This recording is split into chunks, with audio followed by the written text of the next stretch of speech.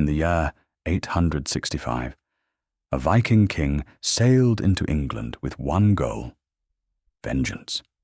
His name struck fear into kings and popes alike. The church called him a devil.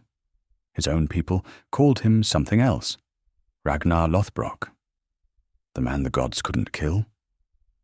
This is the story of how he rose from nothing, and how his death sparked an invasion that changed England forever. Separating myth from man is nearly impossible. Norse sagas claim Ragnar descended from the god Odin himself. What we do know is this: he was a real Scandinavian warlord, a master raider, and a man whose legend grew so large that monks across Europe wrote his name in fear centuries after his death. Ragnar's rise began on the water.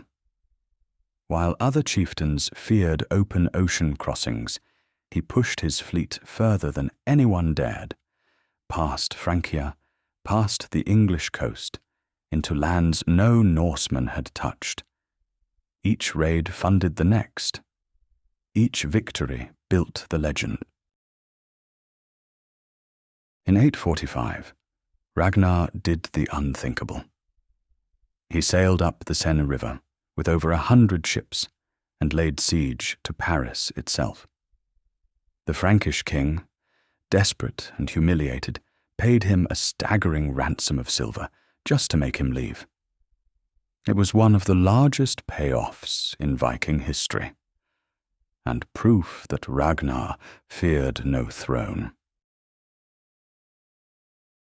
But Ragnar's eyes kept turning west, to England, a land fractured into rival kingdoms, ripe for the taking.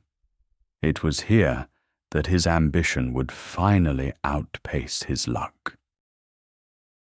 Around 865, Ragnar led a small raiding party into Northumbria, and this time fortune turned against him. His ships wrecked along the coast. King Aella's forces surrounded what remained of his men. Ragnar, the raider who had humbled kings across Europe, was captured. King Aella knew exactly who he had captured, and he chose a punishment meant to erase Ragnar's legend forever. He had him thrown into a pit of venomous snakes. Legend says Ragnar laughed as the serpents struck him, and with his final breath he spoke words that would doom an entire kingdom. How the little pigs would grunt if they knew the suffering of the old boar. Ragnar's final words were a message, a promise of vengeance to come. When news reached his sons in Scandinavia, they didn't mourn.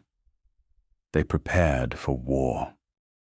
What followed was no ordinary raid. Ragnar's sons assembled the largest Viking force England had ever seen, later called the Great Heathen Army. They didn't come for silver this time. They came for blood and for kingdoms. Within years, the Great Heathen Army crushed Northumbria, executed King Aella in brutal retaliation, and reshaped the political map of England forever. Ragnar Lothbrok didn't conquer England himself, but his death did what his life never could. It united an empire of warriors with a single purpose: vengeance. And that, perhaps, is the most Viking ending of all.